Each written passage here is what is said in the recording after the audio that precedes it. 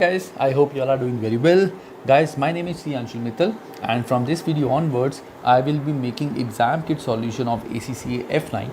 And guys, एक चीज़ मैं तुम्हें बता दूं कि जो F9 की एग्ज़ाम किट का सॉल्यूशन मैं बनाऊंगा, जो इसके क्वेश्चंस हैं, ये सारे क्वेश्चन स्प्रेडेड हैं, मतलब ये चैप्टर वाइज इन्होंने बायफिकेट नहीं करे हुए हैं। तो मैं चैप्टर वाइज बायफिकेट नहीं बनाऊंगा, मैं टॉपिक वाइज बायफिकेट करके क्वेश्चन बनाऊंगा। तो for all the students who are doing exam kit solutions या एग्जाम किट जो क्वेश्चंस कर रहे हैं, उनके लिए बेटर क्या है कि पहले वो अपना चैप्टर कंप्लीट करें। लेट्स से उन्होंने सारे चैप्टर्स कंप्लीट कर लिए और चैप्टर्स के एंड में जितने भी टेस्ट और अंडरस्टैंडिंग्स हैं वो सारे सॉल्व कर लिए। जब पूरी बुक उनकी कवर होगी उसके बाद एग्जाम किट करना, क्योंकि यहाँ पे क्वेश्चंस जो है वो काफ़ी ज़्यादा मिक्स्ड है। तो बहुत सारे क्वेश्चंस ऐसे जो किसी और टॉपिक के हैं, अगर तुम चैप्टर वाइज ढूंढोगे तो तुम्हें थोड़ी प्रॉब्लम आएगी, ठीक है। और मैं जो एग्जाम किट के क्वेश्चंस बनाऊंगा that will only be MCQs, क्योंकि बड़े बड़े क्वेश्चंस जो भी चैप्टर्स में हैं वो मैंने चैप्टर के साथ ही सॉल्व करा दिए हैं। एंड तुम्हें पास्ट ईयर ACCA के जो पेपर्स हैं उसमें से वहाँ से भी जो बड़े सेक्शन C के क्वेश्चन हैं वो मिल जाएंगे। तो I will be only doing section A that is MCQ। So let's start. तो गाइस, जो आज के वीडियो में हमने जो टॉपिक करना है that is financial management function. Basically ये हमारे फर्स्ट सेकंड चैप्टर के आसपास वाले ही हैं। सो बेसिकली ये तो फर्स्ट चैप्टर का ही है, तो इसकी एग्जाम किट के क्वेश्चन सॉल्व करते हैं। तो गाइस, जो ये वाली एग्जाम किट है जो एग्जाम किट वीडियो ये वाली है that is for financial management function, ये वाली फ्री है। और बाकी जो दूसरी होंगी वो सारी पेड होंगी और उनके जो चार्जेस हैं वो तुम सबको पता है, इट्स वेरी मिनिमम। तो you can join the membership and you can watch all the exam kit videos. So let's start guys. So सबसे पहला जो हमारा क्वेश्चन आता है यहाँ पे that is in relation to the financial management of a company, which of the following provides best definition of firm's primary financial objective? Guys, exam kit solve करने से पहले हमेशा याद रखना कि तुम्हें जितने भी चैप्टर्स हैं, जो भी चैप्टर का तुम एग्जाम किट करते हो किसी भी सब्जेक्ट का, वो चैप्टर तुम्हें अच्छे से आना चाहिए, उसके सारे कॉन्सेप्ट तुम्हारे क्लियर होने चाहिए और उसकी सारी टेस्ट और अंडरस्टैंडिंग तुमने करी होनी चाहिए, तभी तुम एग्जाम किट के क्वेश्चन सॉल्व कर पाओगे। अगर तुम सोच रहे हो कि चैप्टर पढ़ के बस एक बार चैप्टर पढ़ा और सीधा क्वेश्चन सॉल्व कर दिए, तो देयर माइट बी केस कि बहुत सारे क्वेश्चन तुम सॉल्व ही ना कर पाओ। तो इट इज़ ऑलवेज रिकमेंडेड कि तुम पहले सारे कॉन्सेप्ट्स क्लियर करो अपने चैप्टर के और टेस्ट और अंडरस्टैंडिंग सारी करो, उसके बाद ही एग्जाम किट के क्वेश्चन करो।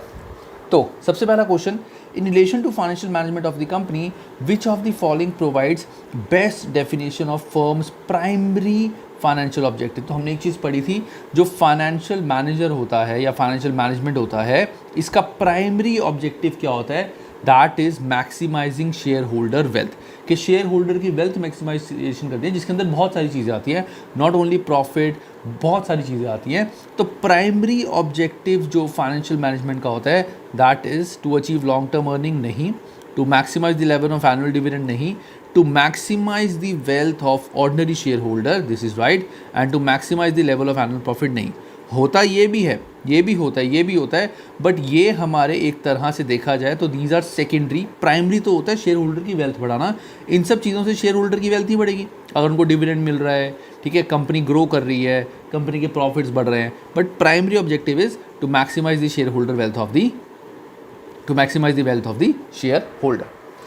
अब next is indicate by clicking the relevant boxes whether the following objectives are financial objectives और non financial objectives of the company. बिल्कुल सिंपल कि कौन से हमारे ऑब्जेक्टिव ऐसे हैं जो फाइनेंशियल हैं, जो मनी से रिलेटेड हैं, कौन से नॉन मनी। तो मैक्सिमाइजेशन ऑफ मार्केट शेयर अगर हमारा बढ़ता है सो दैट इज़ नॉट कि उसके अगेंस्ट हमें कुछ मिलता है। तो मार्केट शेयर मतलब मार्केट में हमारी फर्म की वैल्यू बढ़ रही है, तो it is non financial. Earning growth, अगर हमारी अर्निंग बढ़ रही है तो अर्निंग बढ़ना मतलब प्रॉफिट आना एक तरह से, तो दिस इज़ फाइनेंशियल। सेल्स बढ़ रहा है तो दे भी हमारा फाइनेंशियल सीधा सीधा रिलेटेड है।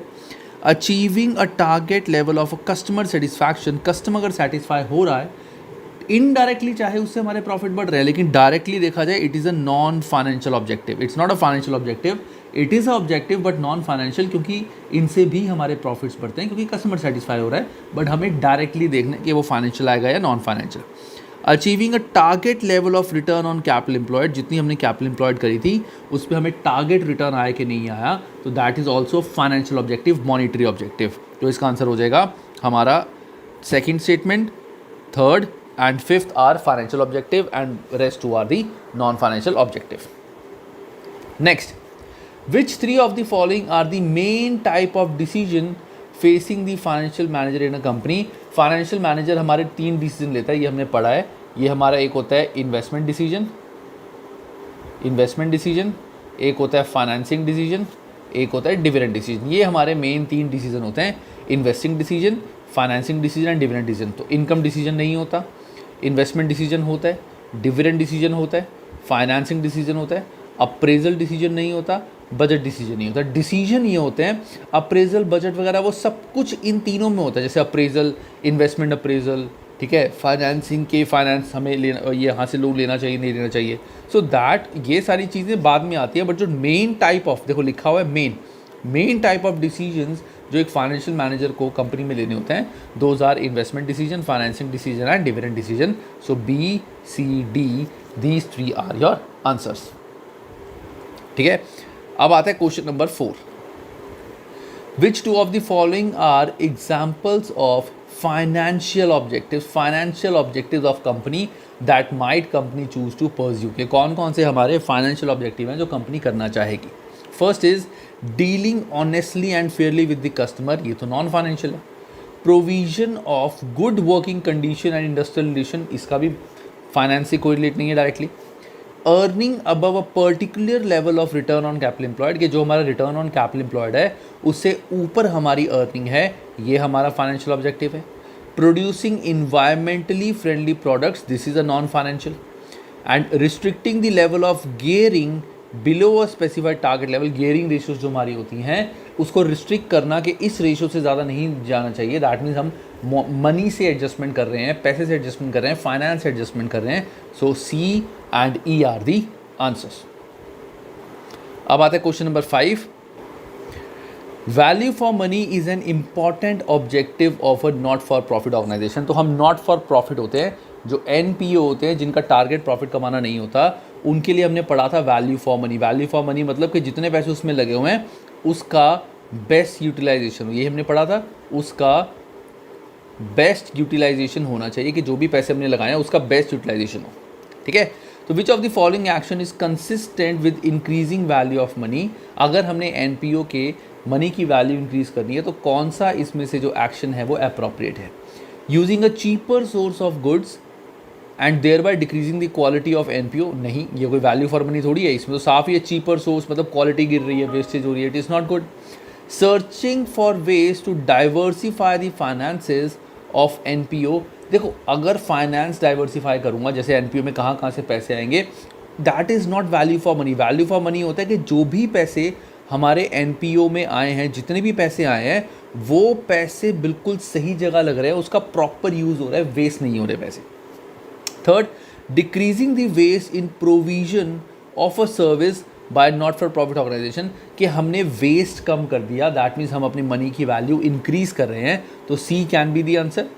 Focusing on meeting financial objective, financial objective तो क्या ही हमने फोकस करना है कि NPO को कहाँ कहाँ से पैसे आएंगे, उससे भी हमारी वैल्यू फॉर मनी नहीं बढ़ती, कि पैसे बेस्ट यूटिलाइज कैसे होंगे हमें वो देखने हैं, पैसे बेस्ट कहाँ से आएंगे वो चीज़ वैल्यू फॉर मनी में नहीं आता। तो तुमने पढ़ा होगा वैल्यू फॉर मनी मतलब कि जो भी NPO है, NPO में जो भी पैसे लगे हैं उसका बेस्ट यूटिलाइजेशन हो, कि हमारे जो ऑब्जेक्टिव्स हैं non financial objective, financial objective तो NPO के ज़्यादा होते ही नहीं हैं, तो उसके नॉन फाइनेंशियल ऑब्जेक्टिव अचीव हों, कि जैसे हॉस्पिटल्स है तो पेशेंट ज़्यादा से ज़्यादा ठीक होकर जा रहे हों, हमारी वेस्टेज कम हो रही हो, दैट इज़ ऑब्जेक्टिव, तो C is the answer. Then आते हैं 6th, which of the following is least likely to fall within financial management, इसमें से कौन सी चीज़ फाइनेंशियल मैनेजमेंट में लीस्ट लाइकली टू फॉल, कि सबसे कम चांसेस हैं उसके कि वो पार्ट फाइनेंशियल मैनेजमेंट में आएगा। फाइनेंशियल मैनेजमेंट क्या होता है, पैसे को मैनेज करना, और हमने डिसीजन भी पढ़े थे अभी, investment decision, financing decision, dividend decision, ये होते हैं मेजर डिसीजन जो एक फाइनेंशियल मैनेजर को लेने होते हैं। So the dividend payment to share holders in increase, this will fall in financial management, तो this is not the answer. हमें बताना है लीस्ट लाइकली कि कौन सा फाइनेंशियल मैनेजमेंट में नहीं आएगा। Funds to be raise to finance and investment project, funds to be raise to finance मतलब फाइनेंसिंग डिसीजन नहीं। Surplus assets are sold off, that means investment decision, कि जो हमने इन्वेस्टमेंट करनी है, पैसे कहाँ से आएंगे, कैश कहाँ से आएगा, this is also a financial management.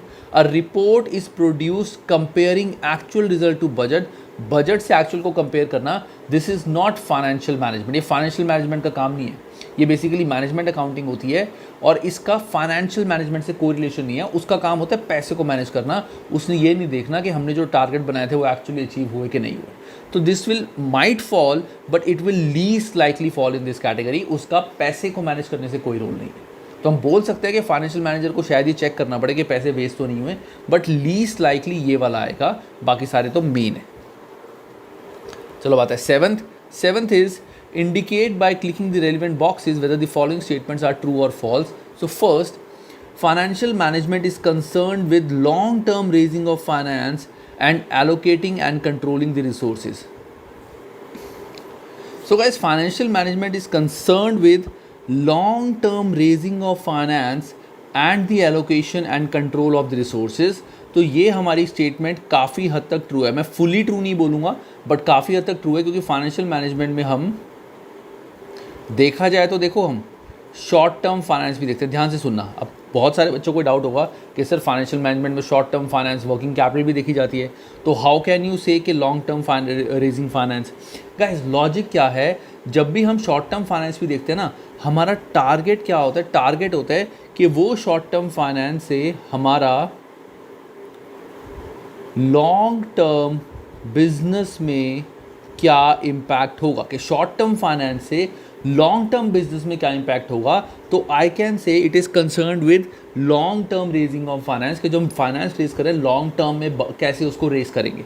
तो हालांकि शॉर्ट टर्म भी होता है बट डिसीजन जो हम लेते हैं that is not for short term. Financial manager जो होता है उसका काम होता है लॉन्ग टर्म की चीज़ें डिसाइड करना। तो शॉर्ट टर्म की चीज़ों से हमें पता चलता है कि लॉन्ग टर्म में हम सर्वाइव कर पाएंगे नहीं कर पाएंगे। दैट्स वाई आई सेड कि काफ़ी हद तक ये स्टेटमेंट ट्रू है। Management accounting is concerned with providing information for the more day-to-day function of control and decision making. Yes, management accounting का काम ही होता है डे टू डे चीज़ें देखना, कंट्रोल करना और हमारे जो एक्सपेंसेस हैं उनको लिमिट में रखना और जो भी हमारी रेशोज़ आ रही है वो मैनेज करना। So basically day to day activities और डिसीजन जो हमें लेने होते हैं कि हमने अगर काम करना है उसके रिगार्डिंग क्या डिसीजन लेना है, so that all deals with management accounting. Financial accounting is concerned with providing information about historical results of past plans and decisions. Yes, this is also true कि फाइनेंशियल अकाउंटिंग क्या बताती है कि पहले जो हमारे बुक्स बनी थी, जो हमारी बैलेंस शीट बनी थी, उस बैलेंस शीट से हमारे क्या रिजल्ट्स आए हैं और उन रिजल्ट्स को हम देख के क्या डिसीजन ले सकते हैं कि पहले ऐसा हुआ था तो अब ऐसा कर सकते हैं, पहले ऐसा हुआ था अब ऐसा कर सकते हैं. तो ये इन्फॉर्मेशन कहाँ से आती है? फाइनेंशियल अकाउंटिंग से. तो financial accounting is concern with providing information about historical results of past plans and decision. तो all the three statements are true. Next आता है question number 8. So question number 8 is which of the following task would typically be carried out by a member of a financial management team. कि financial management team क्या decision ले सकता है, क्या basically वो task करेगा. Evaluating propose expansion plan. Financial management वाला ये देख सकता है. क्यों? अगर हमें एक्सपेंशन करनी है तो मतलब हमें फाइनेंसिंग चाहिए होगी, हमें इन्वेस्टमेंट चाहिए होगी, है ना. तो इवैल्यूएटिंग प्रपोज फाइनेंशियल प्लान कि हमें कितनी फाइनेंसिंग चाहिए, फिर फाइनेंसिंग उसमें कहाँ कहाँ पैसे इन्वेस्ट करने हैं, कितना हमें लॉन्ग टर्म में रखना है पैसा, कितना हमें वर्किंग कैपिटल में रखना है. तो ये वाला तो इसका आंसर ए तो आ ही रहा है. Review of over time spending. अगर कोई ओवर टाइम स्पेंड कर रहा है उसका रिव्यू करना, ये काम तो मैनेजमेंट अकाउंटेंट का है, ये हमारा फाइनेंशियल मैनेजमेंट नहीं देखेंगे. Depreciation of non current asset, ये फाइनेंशियल अकाउंटिंग का काम है. इसका भी रिलेशन कोई फाइनेंशियल मैनेजमेंट से नहीं है ना कि कितनी डेप्रिसिएशन लग रही है. अपोर्शनमेंट ओवरहेड्स टू कॉस्ट, ये भी हमारा मैनेजमेंट अकाउंटेंट का काम है. तो फाइनेंशियल मैनेजमेंट जिसने पैसों का investment, financing decision, investment, financing and dividend, इन तीनों से रिलेटेड कोई भी काम हो वो ये करेगा. उसके अलावा ये सारे काम तो मैनेजमेंट अकाउंटेंट या फाइनेंशियल अकाउंटेंट करते हैं. अब ये बुक्स थोड़ी बनाता है, ये कोई रेशो थोड़ी निकालता है, वो सब तो इसको गिवन होती है. ये उन रेशो से देखता है कि आगे क्या इन्वेस्टमेंट कर सकते हैं, क्या चीज़ है. चलो question number 9. Which two of the following are the example of internal stakeholder of a firm? Internal stakeholder of a firm, not shareholder, internal stakeholder. तो स्टेक होल्डर कौन कौन से होते हैं मैंने बताया था. इंटरनल जो हमारी कंपनी के अंदर के बंदे होते हैं, तो कंपनी डायरेक्टर इंटरनल होते हैं. कस्टमर हमारे कनेक्टेड होते हैं बिकॉज वो सामान परचेज करते हैं. सप्लायर भी कनेक्टेड होते हैं. एम्प्लॉयज़ कंपनी के अंदर होते हैं, so those are internal. Finance provider are also external, no sorry connected, क्योंकि वो हमें लोन प्रोवाइड करते हैं. तो हमारा आंसर आ जाएगा A and D. So A and D are the answers. 10th, what is the main purpose of corporate governance? Corporate governance का main purpose क्या होता है? So guys, corporate governance का मतलब क्या होता है? Corporate governance होता है कि इस तरह से चीज़ें मैनेज करना कि हमारी ऑप्टिमम यूटिलाइजेशन ऑफ रिसोर्सेज हो और हमारे जितने भी स्टेक होल्डर्स हैं, सारे स्टेक होल्डर्स उनको बेनिफिट हो हमारा. That is the main purpose of corporate governance कि नॉट ओनली शेयर होल्डर, जितने भी स्टेक होल्डर्स हैं वो सारे हमारी कंपनी से खुश रहें और उस तरह से हम अपने काम करें, वर्किंग करें. So to separate ownership and management control of organisation, इसका कॉर्पोरेट गवर्नेंस से कोई लिंक नहीं है. To maximise share holder value, नहीं, it's not corporate governance. 10th बोल गया मैं. सी, to facilitate effective management of organizations and to make organization more viably accountable to a wider range of stakeholder. हाँ, this is corporate governance कि हमारा management जो हो वो इफेक्टिव हो और हमारा जो स्टेक होल्डर्स है उनके लिए हम अकाउंटेबल हो और उनके लिए हम काम करें. To ensure regulatory framework are adhered to, that is a part of corporate governance but not the main purpose of corporate governance. तो 10th का आंसर आ जाएगा हमारा सी. अब आता है 11th is the agency problem is driving force behind the growing importance attached to sound corporate governance. In this context, who are agent? Okay. तो अब in this context, who are the agents? Basically company के agents कौन होते हैं? तो customer are not agents of the company. Share holders तो owner ही होते हैं, वो तो प्रिंसिपल ही होते हैं. तो प्रिंसिपल तो कभी भी हमारे एजेंट नहीं होते, है ना. नेक्स्ट आते हैं हमारे managers. So managers are the person who work for share holders और work on behalf of share holders. That means they are the agents. So कई बार कोई शेयर होल्डर भी मैनेजर होता है, so he will work as principal as well as agent. But अगर हम specific agent की बात करें तो manager will act as a agent जो कंपनी के डिसीजंस लेते हैं. They take decision of company, they take decisions of the company on behalf of the share holder. क्योंकि शेयर होल्डर तो कंपनी में आके काम कर नहीं सकते पूरा दिन, तो they appoint managers, they appoint directors who work on behalf of the share holder. Auditor are not the agents of the company. Auditor कोई कंपनी के लिए कुछ नहीं करते, वो तो कंपनी की बुक्स को ऑडिट करते हैं. तो 11th का आंसर हो जाएगा हमारा C. 12th is which two following statements are correct.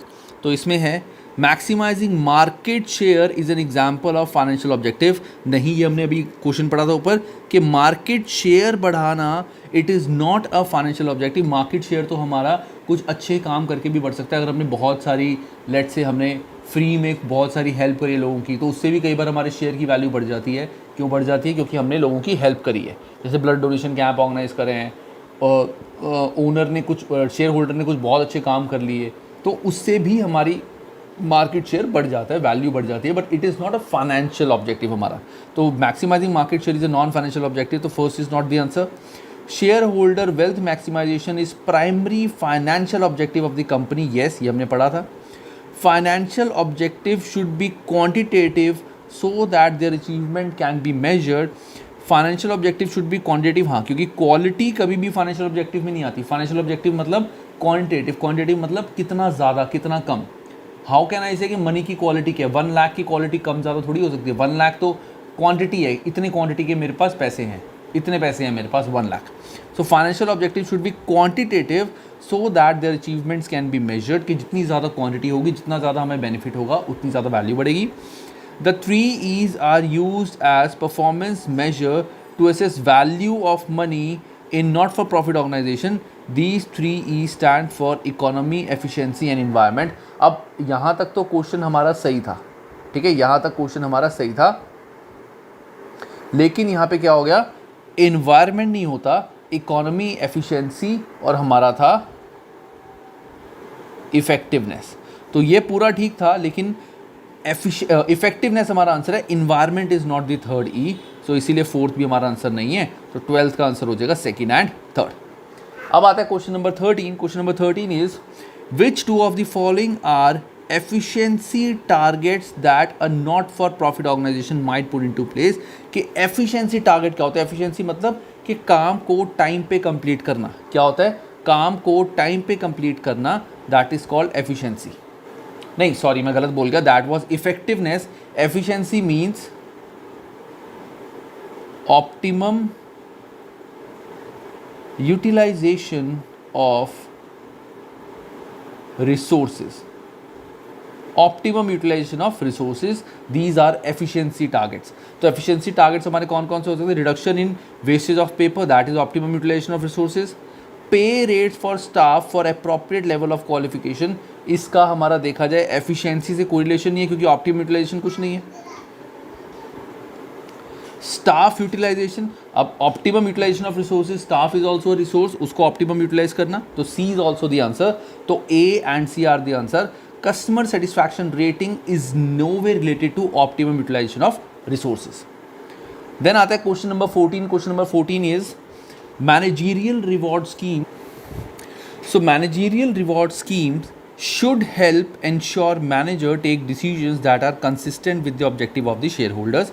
कि जो मैनेजरियल रिवॉर्ड स्कीम्स होती हैं वो हम इसलिए बनाते हैं ताकि जो मैनेजर्स हैं वो वही डिसीजन लें जिसमें शेयर होल्डर का भी फ़ायदा हो, उनका खुद का पर्सनल बेनिफिट ना हो. विच 3 of the following characteristics of a carefully design remuneration package, कि इसमें से कौन सी 3 ऐसी हैं जिसको हम बोल सकते हैं कि हमने इस तरह से ये पैकेज बनाए हैं कि शेयर होल्डर्स जो हैं उनका भी बेनिफिट होगा, कि मैनेजर्स जो भी उनको हम रिवॉर्ड देंगे वो बेसिकली ऐसा रिवॉर्ड होगा कि उसमें शेयर होल्डर का बेनिफिट होगा तभी उनको रिवॉर्ड मिलेंगे, अदरवाइज नहीं मिलेंगे. So first is linking of rewards of managers to changes in share holder wealth, कि अगर शेयर होल्डर की वेल्थ बढ़ी तो उनको रिवॉर्ड मिलेगा, तो A is the answer.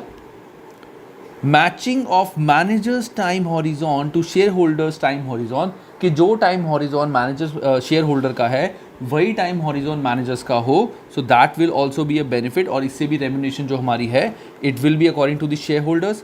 Possibility of manipulation by managers, अब मैनेजर्स अगर मैनिपुलेशन करते हैं इसका हमारा this is not related to remuneration. encouragement for managers to adopt the same attitude to risk as shareholders, कि अगर शेयर होल्डर को किसी चीज़ में रिस्क लगता है तो मैनेजर्स भी अपना वही एटीट्यूड रखें कि हाँ मैनेजर्स भी ऐसा सोचें कि वो रिस्क है. So D is the answer. Motivational to primarily achieve short term goal, के शॉर्ट टर्म गोल अचीव करना उसके लिए उनको मोटिवेट करना, this is not a remuneration package, कि उनको मोटिवेट कर रहे हैं. मोटिवेट करना डजंट मीन कि उनको रेम्यूनरेशन दे रहे, पैसे नहीं दे रहे उनको. तो मोटिवेट करना मतलब कि तुम गोल्स अचीव करो, इसका शेयर होल्डर के ऑब्जेक्टिव से कोई लिंक नहीं है. तो D E is not the answer. So हमारा आंसर आ गया ए, बी एंड डी. ठीक है. और बेसिकली जो ये मोटिवेशन है अगर हम मैनेजर्स को देते हैं that is not only for short term, it is for short term and long term. कि हम अगर उनको मोटिवेट कर रहे हैं कि शॉर्ट टर्म और लॉन्ग टर्म गोल अचीव करो, then it could have been right, but not only for short term. तो A, B and D are the answer. Question number 15. कितने क्वेश्चन रह गए इसका? अच्छा 19 है, 5 क्वेश्चन रह गए. ठीक है. Indicate by clicking in the relevant boxes which of the following typical criticism of executive share option scheme ESOPs का इसमें कौन सा जो है दैट इज क्रिटिसिज्म, कि कौन सा क्रिटिसिज्म है कौन सा नहीं है. ठीक है. So first is when directors exercise their option they tend to sell share almost immediately to cash into their profits. ये क्रिटिसिज्म है. मैं खुद ये बात बोलता हूँ कि जो ESOPs होते हैं, ESOPs का बेनिफिट क्या होता है डायरेक्टर्स को, कि जो नॉर्मली एक शेयर मार्केट में लेट से $100 का मिल रहा है तो ESOP के बेस पे वो शेयर किसी को $80 का मिल जाएगा. तो डायरेक्टर क्या करेगा, जितने उसको शेयर्स ESOP में मिल सकते हैं वो सारे के सारे शेयर्स ले लेगा और उसी दिन उसको ओपन मार्केट में 100 का बेच देगा, तो उसको $20 का बैठे बिठाए बेनिफिट हो गया. So that is a criticism. If a share price falls when options have been awarded, the options have no value, they cannot act as an incentive. Yes, this is also a criticism कि मान लो मेरे share का price था $100 और मुझे as a director option मिल रहा था कि मैं एक शेयर $80 का ले सकता हूँ. अब जिस दिन मैं ये ऑप्शन एक्सरसाइज करने गया, मेरे को बोला हुआ 80 का मैं ले सकता हूँ, जिस दिन ऑप्शन एक्सरसाइज करने गया उस दिन मार्केट क्रैश होगी और ये 100 का लेट से $70 का चला गया. सो मेरे को इस ESOPs देना मतलब एम्प्लॉयज़ को बेनिफिट देना, एक तरह से रेम्यूनरेशन. एम्प्लॉयज़ को जैसे हम पैसे देते हैं, सैलरी देते हैं, ऐसे ही उनको ESOPs देते हैं कि पैसे की जगह उनको कंपनी के शेयर्स दे दिए at reduce price. That is incentive to them.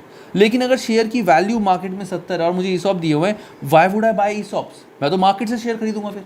So that means ये तो मुझे इंसेंटिव मिला ही नहीं, so that is also a criticism. Third is directors में distort reporting profits to protect the share price and value of their share option. Of course director को पता है कि उनको ESOP मिलेगा 80 का, वो जानबूझ के प्रॉफिट्स बढ़ाएंगे ताकि हमारे शेयर की वैल्यू 100 या 100 से ज़्यादा ही रहे. जितनी ज़्यादा होगी हमें बेनिफिट है, क्योंकि हमें तो शेयर 80 का ही मिलने वाला है. तो डायरेक्टर ये काम कर सकते हैं. तो this is also a criticism. ठीक है, अब आता है question number 16. Question number 16 is the directors of Portico PLC Public Limited Company have recently engaged in a firm of consultants to negotiate standard of term of trade for one of its strategic business units. Okay, this includes agreement of Portico PLC to pay 5% penalty on any late invoice settled. कि अगर कोई भी late invoice हुई तो in that case उनको penalty लगेगी. तो उन्होंने किससे बात की है? They have engaged a firm of consultant से उन्होंने बात की है कि वो नेगोशिएट करें स्टैंडर्ड ऑफ टर्म जो भी उन्होंने करनी है बिजनेस यूनिट के लिए. ठीक है, तो this includes agreement by PLC कि अगर कोई भी हमें स्टैंडर्ड ऑफ टर्म में चेंजेस करने, नेगोशिएशन करनी है, तो अगर उन्होंने कंपनी ने हमें क्या बोला, जिस कंपनी से हमने बात की थी कंसल्टेंट्स ने, कि अगर आपने हमें पैसे नहीं दिए तो हम आप पे 5% पेनल्टी चार्ज करेंगे. ठीक है, this policy is an illustration of companies concern to which major stake holder. किस मेजर स्टेक होल्डर के लिए है? That is for their suppliers. Suppliers मतलब जहाँ से उन्होंने काम लिया है तो उनको जब पेमेंट करनी है, देखो लेंडर नहीं है, कस्टमर नहीं है, वो ट्रेड यूनियन नहीं है, तो जहाँ से हमने काम लिया है, कंसल्टेंट से हमने काम लिया है, तो कंसल्टेंट को हमें पैसे देने हैं. तो consultant are like suppliers. Supplier हो सकता है ना कि अगर हमारी सर्विसिंग फर्म है तो सर्विसिंग फर्म के लिए सप्लायर मतलब जहाँ से हम सर्विसेज लेते हैं. तो जहाँ से हमने सर्विसेज लिए उनको पैसे देने हैं, टाइम पे नहीं दिए तो हमें पेनल्टी लगेगी. सो हमारा आंसर हो जाएगा यहाँ पे बी. चलो अब आता है 17. सो 17 is under the term of UK corporate governance code what are the only type of directors permitted to sit in companies audited committee. कि जो ऑडिट कमेटी होती है उसमें कौन से डायरेक्टर्स बैठ सकते हैं? तो हमें पता है these are independent non executive directors. हमारे होते थे इंडिपेंडेंट नॉन एग्जीक्यूटिव डायरेक्टर्स, सिर्फ वही अलाउड होते हैं ऑडिट कमेटी में जाने के लिए. जो कंपनी की ऑडिट कमेटी है वहाँ बिल्कुल इंडिपेंडेंट पर्सन चाहिए होता है. सो इंडिपेंडेंट NED, जो कंपनी का NED ना हो, तो ए हमारा हो जाएगा यहाँ पे directly answer, independent non executive directors. 18th, which of the following would you expect to be responsibility of financial management. Financial management की क्या रिस्पॉन्सिबिलिटी है? प्रोड्यूसिंग एनुअल अकाउंट्स नहीं, ये तो फाइनेंशियल अकाउंटेंट का काम होता है. Producing monthly management account, financial management वाले बंदे का है पैसे मैनेज करना, उसको मंथली रिपोर्ट थोड़ी देनी है. Advising on investment in non current assets, कि नॉन करंट एसेट यानी फिक्स एसेट्स में हम कितने पैसे इन्वेस्ट करने चाहिए कितने नहीं, यस ये एक फाइनेंशियल मैनेजर का काम होता है. डिसाइडिंग पे रेट ऑफ स्टाफ को क्या सैलरी देनी है, कॉम्पेंसेशन, ये काम इसका नहीं होता. कॉम्पेंसेशन डिसाइड करना इसका काम नहीं होता. याद रखना, investment decision, financing decision and dividend decision, ये 3 डिसीजंस होते हैं जो एक फाइनेंशियल मैनेजर लेता है. Last question of this chapter, indicate by clicking the relevant boxes below whether the following statements are true or false. तो इसमें सबसे पहला, value for money is usually taken to mean economy, efficiency and engagement. नहीं, engagement नहीं था, it was effectiveness. तो economy, efficiency and effectiveness, तो this is false. Cum dividend means the buyer of a share is entitled to receive dividend shortly to be paid. Yes, ये हमने पढ़ा था, this is cum dividend. The dividend payout ratio compares the dividend per share with the market per share. नहीं, this is wrong. जो हमारी dividend pay out ratio होती है वो बताती है कि कितना हमारा डिविडेंड हमने दिया है और कितने हमारे प्रॉफिट्स है. तो प्रॉफिट्स में से कितना हमने डिविडेंड दिया है, दैट इज पे आउट रेशियो, कि मैंने टोटल प्रॉफिट में से कितना हमारा डिविडेंड दिया है. So this is also false. The agency problem mean share holder wealth is not being maximise. Yes, agency problem ही होता है when managers act as a agent, तो वो अपना बेनिफिट देखेंगे जिससे शेयर होल्डर की वेल्थ मैक्सिमाइज नहीं हो पाएगी. तो दिस स्टेटमेंट इज ट्रू और यहाँ पे हमारा चैप्टर होता है खत्म. ठीक है, चलो bye guys, take care and have a great time.